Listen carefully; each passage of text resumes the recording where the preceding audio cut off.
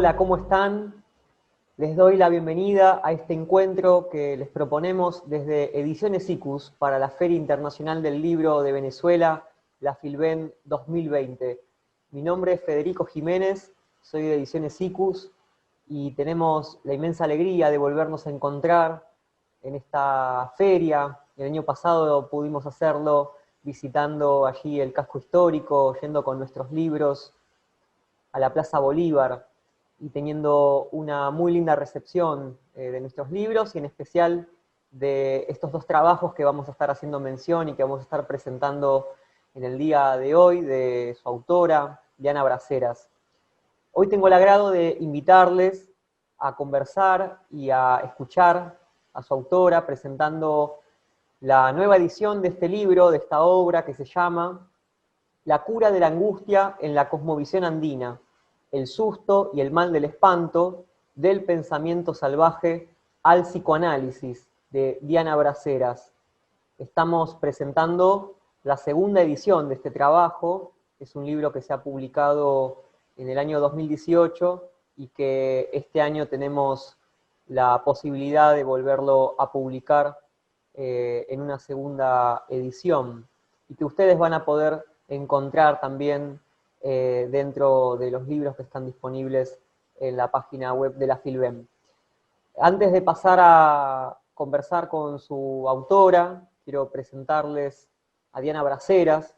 Ella es psicóloga, psicoanalista, doctora de la Facultad de Medicina, área Humanidades Médicas de la Universidad de Buenos Aires. Especializada en clínica de adultos, se desempeña como analista desde 1985. Desarrolló su tarea docente en la Universidad de Buenos Aires, en la Facultad de Filosofía y Letras, en la carrera de Ciencias de la Educación y en la Facultad de Medicina, en la Cátedra de Salud Mental y Psicosemiología. Desarrolló su tarea asistencial en equipos interdisciplinarios del Hospital de Clínicas General José de San Martín en la ciudad de Buenos Aires. Ha publicado numerosos libros, entre ellos La Pache es el otro, Aportes para la descolonización del conocimiento, libro que hemos publicado en Ediciones ICUS en el año 2016 y que fue editada su segunda edición en el año 2019, y también es autora de este libro que presentamos el día de hoy, La cura de la angustia en la cosmovisión andina, publicado originalmente en el 2018 y esta vez publicando su segunda edición en este 2020. Diana, además, es integrante de la Fundación de Actividades Biosféricas, también integra la Asociación de Filosofía Latinoamericana y Ciencias Sociales, y además es directora de nuestra colección Nuestra América en Ediciones ICUS. Ahora sí, le doy la palabra a Diana Braceras para que nos cuente y nos presente esta nueva edición de La cura de la angustia en la cosmovisión andina. Adelante, Diana. Muchas gracias. La agradecida soy yo y felicito a la República Bolivariana de Venezuela en tiempos tan difíciles, con además una pandemia encima, no haber interrumpido un cultivo fundamental para los pueblos libres, que son los eventos culturales. Así que gracias por esta Feria del Libro y por la invitación. Me hubiera encantado ir a visitarlos, ya habrá otra oportunidad. Venezuela es una tierra muy querida por muchos motivos y también entre ellos hay algún motivo personal, dado que he tenido familiares que han vivido muchos años en Venezuela, en Maracaibo, y con una relación estrecha con los guajiros de esa zona. Así que muy lindos recuerdos y muchas ganas de conocerlos personalmente. Bueno, es un poco extraño este cruce de medicina popular y psicoanálisis. Medicina popular además de raíz indígena, y cuando decimos de raíz indígena estamos hablando de comunidades. Psicoanálisis a la vez parecería que se pone en un eje contradictorio con este tipo de sabidurías y de filosofías populares, porque se trata de una ciencia de origen europeo. Entonces suena un poco extraño esta combinación que ya desde el título la planteo. Sin embargo, el psicoanálisis respecto a nuestros pueblos originarios en Sudamérica tiene historia, tiene una matriz teórica muy, muy similar, muy coincidente, y también hay una legitimidad de los fundadores del psicoanálisis, Freud, Sigmund Freud y Jacques Lacan, una legitimación acerca de la aplicación del psicoanálisis al estudio de las colectividades humanas. Ellos mismos lo hicieron en relación a su propia cultura. En las primeras décadas del siglo XX, Freud, por ejemplo, fue invitado a una universidad de Estados Unidos, y es muy comentada la anécdota que al pedirle alguna opinión respecto a esa cultura, Freud elegantemente dijo: yo no voy a aplicar métodos norteamericanos para criticar otras culturas, y sin embargo he de decir, dijo el padre del psicoanálisis, que estoy muy preocupado en vistas a cuando Norteamérica empiece a exportar su miseria psicológica. Chan, eso lo dijo muy tempranamente, en las primeras décadas del siglo XX. También Lacan tuvo en esto una coincidencia con Freud, en ser muy crítico respecto a esa cultura. Es conocida la crítica de él respecto a ese aspecto ahistoricista de la cultura norteamericana, que es exactamente lo contrario de lo que cultivan los pueblos, que es la memoria. Esa crítica de Lacan a la cultura norteamericana no quedó ahí, sino además explicitando que el producto terapéutico de ese tipo de cultura tendría un efecto muy nocivo en la humanidad, y efectivamente una de las prácticas terapéuticas que exporta a Estados Unidos es el conductismo, esta forma de pensamiento que se expresa en la naturalización de que hay alguien en posición de amo que puede decir al otro cómo debe comportarse. Eso es la matriz del conductismo, y es lo que consideraban tanto Freud como Lacan un peligro que se instale en las epistemologías occidentales.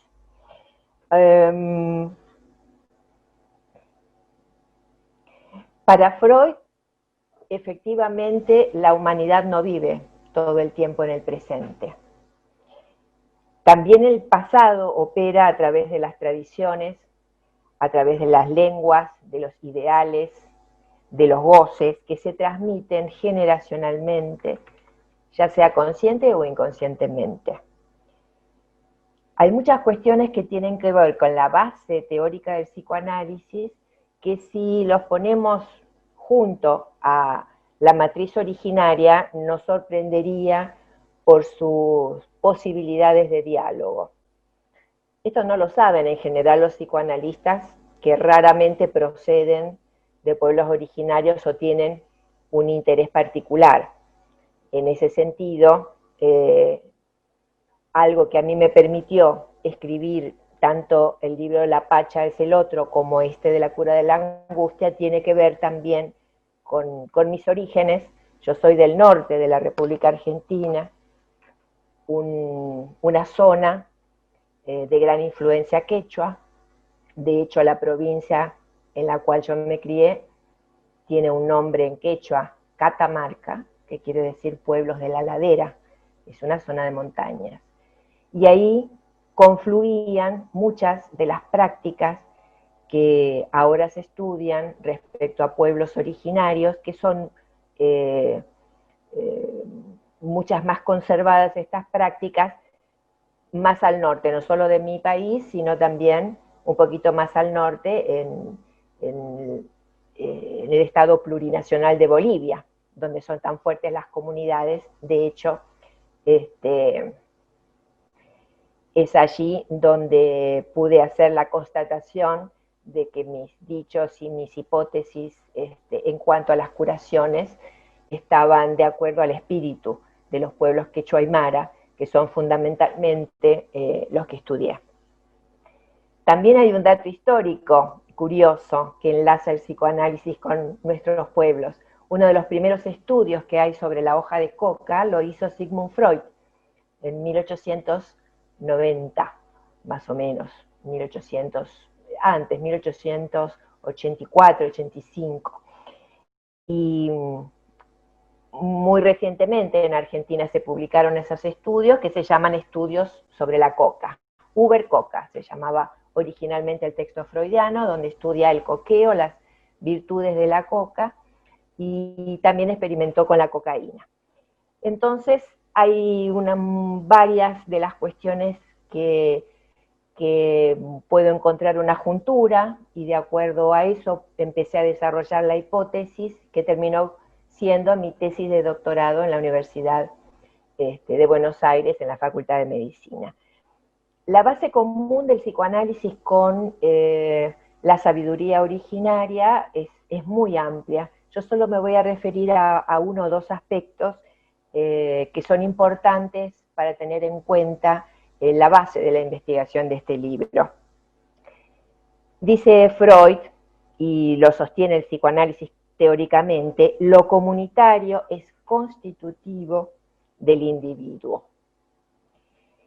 La importancia de lo social, de lo cultural, de lo local y de las prácticas locales, con todas sus especificidades, justamente es el material de un análisis.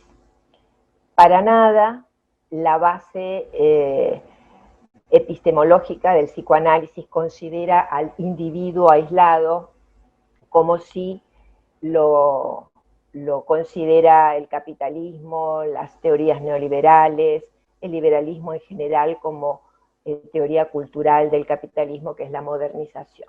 El psicoanálisis está en las antípodas de esta concepción, al igual que las filosofías originarias, el pensamiento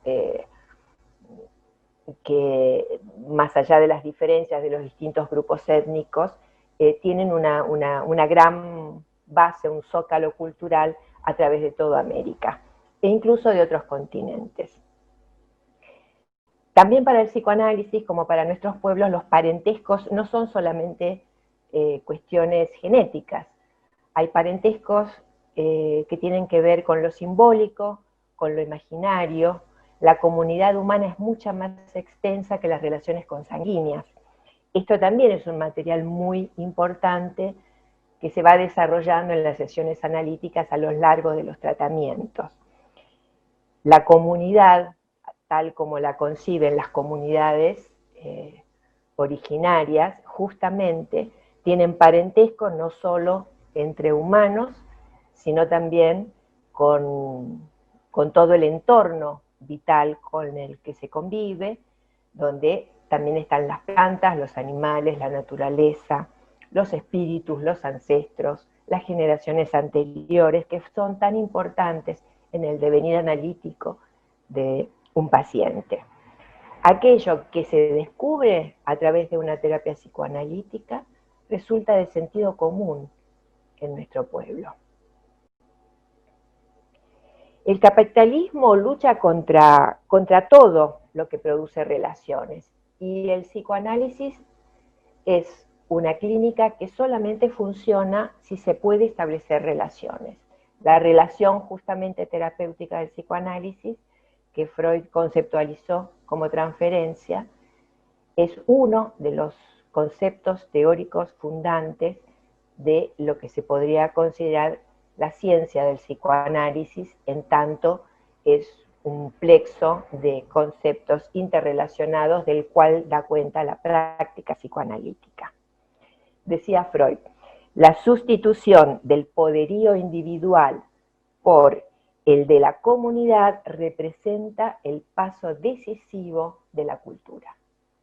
Fíjense qué contraposición con toda la ideología del individualismo liberal. Justamente el paso del yo al nosotros, que es el sujeto político de nuestros pueblos originarios, para el psicoanálisis es el paso decisivo de la cultura. Nosotros tenemos, al decir de la socióloga boliviana quechua-aymara Silvia Rivera Cusicanqui, subjetividades chiji.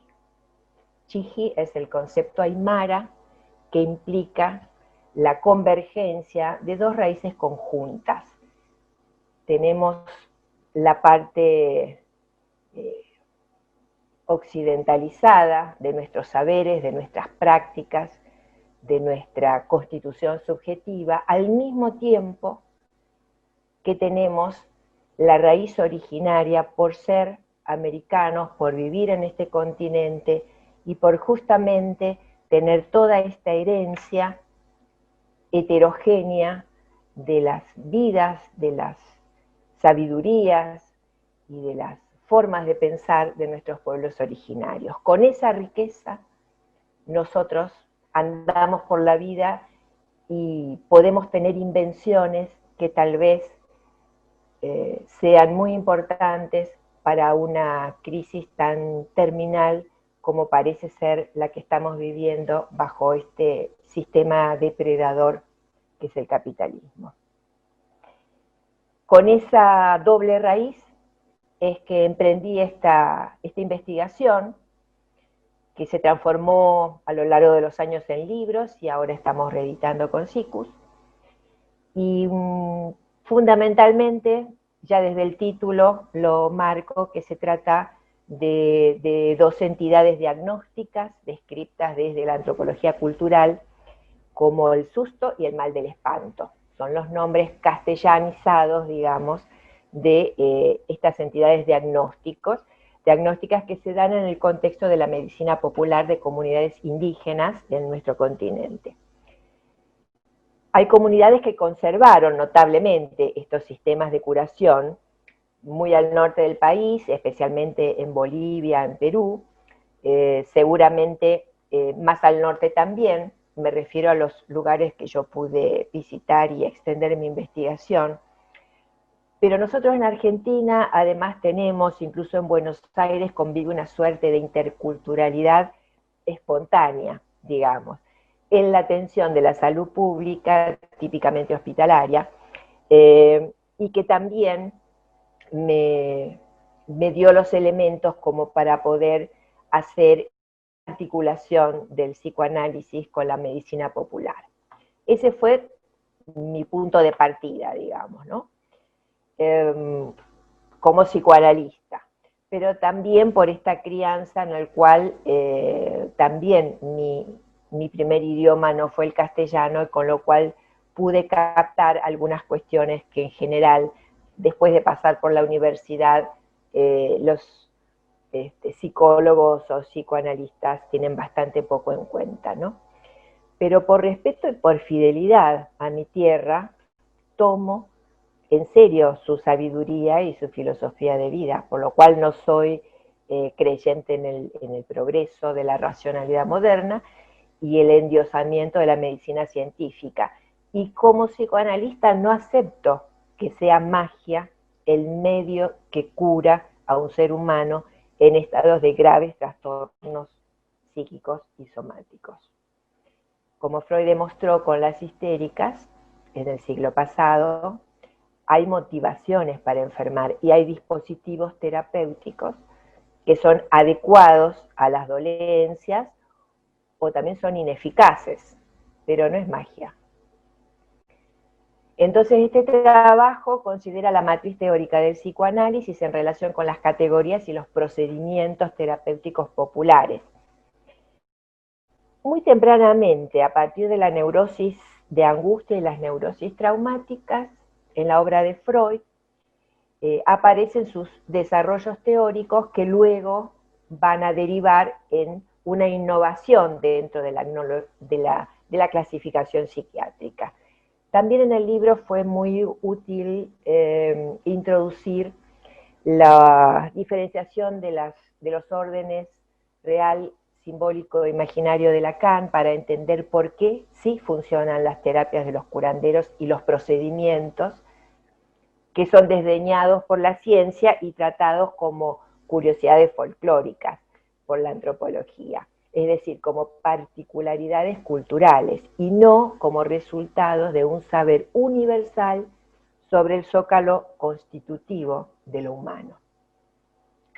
Partiendo entonces de la matriz racista, eurocéntrica, que nos constituye desde la colonización en nuestro continente, el tratamiento del tema, o sea, de estos cuadros diagnósticos del curanderismo, como se les suele llamar, siempre ha sido solo en términos descriptivos y alejados de una racionalidad y de una efectividad que se pueda explicar, y no agotar simplemente en un sistema de creencias, en terapias mágicas, en supersticiones de grupos inferiorizados o de saberes incognoscibles. Contra estas dos estigmatizaciones también presento mi trabajo. Freud escuchó a los locos, a las histéricas encadenadas por los psiquiatras, trató de entender los sueños, las equivocaciones, los delirios, todos aquellos que sus colegas médicos despreciaban como productos inservibles y producto de mentes débiles. Con esa enseñanza, yo escucho y observo nuestras propias prácticas, las prácticas populares, la gente de mi pueblo, a los enfermos del hospital público, que venían a atenderse de enfermedades que los médicos no entienden ni les interesa entender, por lo general. Y simplemente han pasado más de 100 años y los manuales psiquiátricos del norte imperial siguen describiendo la angustia con los mismos síntomas que enumera Freud a fines del siglo XIX. Esos síntomas, ahora los vamos a leer, son también los síntomas manifiestos de estos cuadros que los curanderos llaman el susto y el mal del espanto. Brevemente les voy a hacer una referencia desde el libro. Esta descripción también está en el manual de psiquiatría de los norteamericanos, que sigue siendo el que se emplea en todo el mundo para el diagnóstico, y es la descripción de Freud, que está desde entonces, más de 100 años. Van a reconocer en estos síntomas muchos de los momentos de nuestra vida cotidiana, no solamente aquellos momentos extremos que pueden ser diagnosticados. Por ejemplo, excitabilidad general, espera angustiosa, cierta exageración ansiosa respecto del acontecimiento próximo de hechos catastróficos, ataques de angustia, sensación no asociada a ninguna idea concreta, pero sí a la percepción de la muerte en el propio cuerpo o de la locura. Fíjense lo difundido que están los ataques de pánico, por ejemplo, actualmente. Equivalentes del ataque de angustia, Freud da toda una larga lista, por ejemplo, perturbaciones de la actividad cardíaca, palpitaciones, arritmias breves, taquicardia, hasta graves estados de debilidad del corazón, difíciles de diferenciar de una afección orgánica, perturbaciones de la respiración, formas diversas de disnea nerviosa, ataques análogas al asma, ataques de sudor, a veces nocturno, ataques de temblores y convulsiones, fáciles de confundir con ataques histéricos, ataques de bulimia, acompañados a veces de vértigo, diarreas emergentes en forma de ataques, ataques de llamadas congestiones, ataques de parestesia, pavor nocturno, vértigo, fobias, en fin, agorafobia, bulimia, anorexia, vértigo, fatiga, depresión, una cantidad de sintomatología que podemos reconocer en distintos niveles de patología. Esa fue la primera descripción que hizo Freud de aquello que luego va a constituirse como teoría para el psicoanálisis, fundamentalmente centrada en la angustia. La angustia es el afecto central del psicoanálisis. Es lo que guía la dirección de la cura, justamente. 25 años más tarde de esa descripción de las neurosis de angustia, Freud diferencia algo que nos va a importar mucho para los cuadros que a nosotros nos interesan en este estudio, que son las neurosis traumáticas. Freud las describe en un libro muy importante en psicoanálisis que se llama Más allá del principio de placer, que es de 1920. Lo describe con esos signos que leímos recién, pero la particularidad es que aparece después de, textualmente dice, graves conmociones mecánicas accidentales, con peligro o temor de muerte. También describe este cuadro que se puede acompañar con otro deterioro de funciones psíquicas, pero dice literalmente, y esto es lo que nos interesa, el factor capital de la motivación parece ser la sorpresa o el susto. Efectivamente, el diagnóstico de susto que da el curandero es exactamente coincidente con esta descripción tanto sintomática como etiológica que da Freud en 1920. Pero al igual que en la clasificación de los curanderos, va a haber otra diferenciación importante que Freud la va a hacer 6 años más tarde en otro texto muy importante para la teoría, que es Inhibición, Síntoma y Angustia, de 1926. Y ahí describe otro cuadro aún más inquietante y grave, y le da el nombre de angustia traumática o automática. Será para nosotros muy parecido al mal del espanto.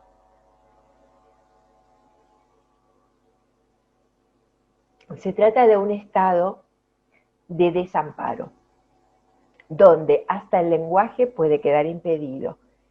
Se lo describe como un estado de anonadamiento. Esta coincidencia no es fortuita. Lévi-Strauss, un antropólogo francés que seguramente ustedes conocen, es muy difundida su obra en América, estudió específicamente algunas de las tribus amazónicas. Luego de realizar sus estudios en América, pronosticó que en una etapa muy avanzada del desarrollo de la ciencia, él esperaba que la ciencia confluya con el saber milenario de los pueblos indígenas. Mi hipótesis es que ese tiempo, esa etapa avanzada, donde la ciencia recién iba a llegar a lo que ya sabían los pueblos originarios, es este momento. Freud, siendo un estudioso y muy crítico de la cultura europea, la civilización del capitalismo, había señalado que hubo 3 importantes heridas narcisistas en cuanto a la humanidad pensada con los parámetros de Occidente. La primera herida narcisista para Occidente fue la descentración del universo respecto de nuestro planeta. O sea, que la Tierra no sea el centro del universo, lo descubrió Copérnico, o al menos es su nombre el que condensa este descubrimiento, y fue una gran herida para la cultura occidental que se suponía el centro del universo. La segunda herida narcisista que destaca Freud fue cuando Darwin incluyó al hombre en la cadena de las especies zoológicas, ningún ser privilegiado. La tercera herida fue la infligida por el psicoanálisis, el mismo Freud, al descubrir la parcialidad de la conciencia en el gobierno de la vida psíquica, tanto individual como de los grupos. Nosotros proponemos que también ahora se hizo evidente una cuarta herida narcisista para la cultura de Occidente y sus paradigmas, que es la anticipación en muchos campos del conocimiento del saber de nuestros pueblos originarios, que Occidente descalificó como salvajes. Se anticiparon a muchos descubrimientos que la ciencia recién ahora está pudiendo conceptualizar. Por eso también en el libro van a encontrar algunas referencias a las ciencias emergentes, a la relatividad, a los estudios de la física teórica. No son simples ilustraciones. Trato de demostrar la coincidencia de esos descubrimientos por los métodos científicos establecidos por Occidente y la confluencia con las ideas del sentido común de los pueblos originarios que son transmitidos de generación en generación. Entonces, digamos que la originalidad de mi estudio no está en el hallazgo de estos síndromes, el susto, el mal del espanto, ya están descritos desde 1922 por lo menos, en un texto muy antiguo de Baldizán y Maldonado, que se llama La medicina popular peruana. Por lo cual la intención no es de descubrimiento de estas patologías. Hay muchos escritores y testimonios al respecto que se han ocupado del tema. Lo que intento es pasar de ese nivel descriptivo, que a veces está asentado sobre un ámbito religioso, o como dije antes, como prácticas mágicas, y encasillado en ese tipo de saberes. Quiero pasar a lo teórico, de la misma manera que el psicoanálisis tomó los síntomas que en ese momento no eran objeto de teoría, y pudo dar cuenta de por qué se producían estos estados y cómo curarlos. Entonces encontré estos rasgos comparativos con lo que hace el curandero. Lo hace a través, por supuesto, de otros medios, de rituales, de intervenciones propias de su cultura. Y es esta comparación la que voy desarrollando a lo largo del libro y explicando, cuando es necesario, algunas de las características que nos pueden ayudar a comprender el contexto cultural del cual surgen estas prácticas. Fundamentalmente, las prácticas terapéuticas que analizo son el llamado al espíritu y la corpachada.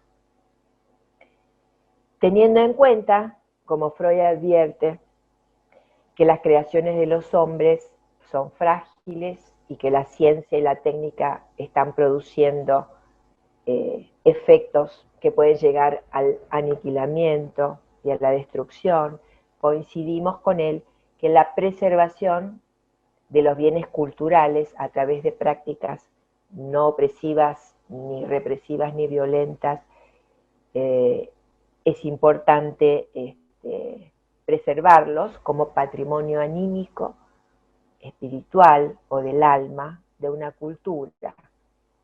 En ese sentido es que preservar estas prácticas y darle racionalidad y entender cómo es que son efectivas y cuál es la raíz de sus funcionamientos, me parece que es una forma de preservar estos bienes culturales que tenemos como pueblos americanos.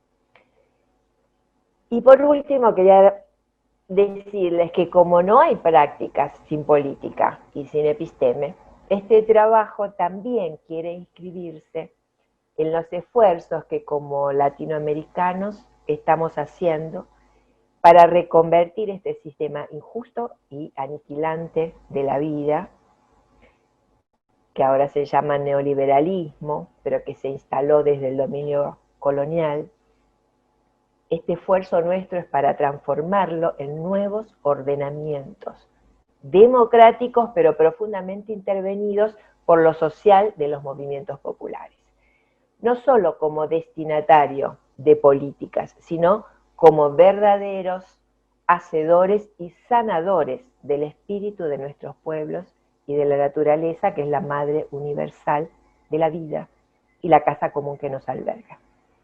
Como los rituales para curar la angustia de nuestras cosmovisiones originarias, como les dije, el llamado al espíritu y la corpachada. La corpachada implica el compartir el alimento y los dones con generosidad y reciprocidad, pero además hacernos responsables de todo cuanto ocurre en nuestras comunidades. Y además recordando algo que los venezolanos saben bien, que nadie se salva solo. Así que bueno, con estas palabras introductorias, los invito a la lectura de esta investigación y a los comentarios que a ustedes los inspiren. Muchísimas gracias. Diana, muchísimas gracias a vos por este tiempo, por presentarnos tu libro, La cura de la angustia en la cosmovisión andina, que tengo acá un ejemplar que quiero mostrar en pantalla, lo pueden ver. También lo van a poder encontrar en la página web de la Filben, va a estar disponible, para aquellos que les interese, va a estar disponible en formato digital en esta ocasión. Y bueno, justamente en este contexto de pandemia, que puso en evidencia la necesidad de operar en comunidad y de que nadie se puede salvar solo. Sin embargo, hay una presión muy fuerte, ¿no?, para corrernos de ese lugar y que sigamos operando desde nuestras individualidades. Pero quería hacerte una pregunta y a modo de conectar esto que nos presentás, este trabajo, en este contexto de coronavirus, en el que acecha un peligro, acecha una pandemia. No es la única pandemia, igualmente, eso también quizás puso en evidencia esta situación, pero que el peligro aparece como una condición y si puede ser, puede dispararnos hacia encontrar una salida común, es decir, que nos haga reflexionar el peligro como una condición política para asumir el compromiso ético de asumir de que el cuidado no pasa por uno solo, sino que tiene que ser de manera integral, con nuestros vecinos, con nuestra comunidad, con nuestro pueblo, con nuestro país y con nuestro continente también, ¿no? Si el peligro es una condición que nos pueda llevar a reflexionar y a tomar conciencia de esta situación de individualidad o comunidad. ¿Cómo ves esta situación? Bueno, justamente este tipo de trabajo como el que yo estoy presentando pone de manifiesto que hay una conciencia popular, conciencia de pueblo, que tiene en cuenta desde el origen la cuestión de la importancia de la comunidad, de los lazos comunitarios y de las formas de sanarnos colectivamente de los males, aunque se encarnen en una persona o en un grupo, siempre está implicada la comunidad. Con lo cual diría, bueno, nuestros pueblos no necesitan llegar a una instancia límite para darse cuenta de esto.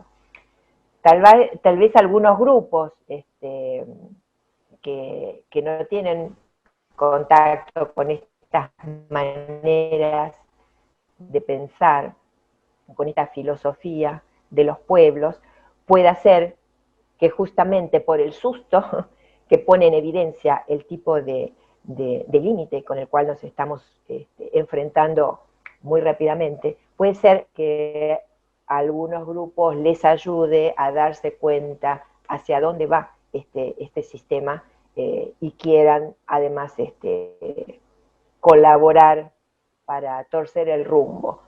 En realidad, los pueblos no necesitan llegar a semejante extremo, pero efectivamente hay algunos núcleos decisores de las políticas mundiales que efectivamente tal vez puedan reconsiderar algunas cuestiones, pero no necesariamente es el peligro lo que puede modificar ciertas subjetividades.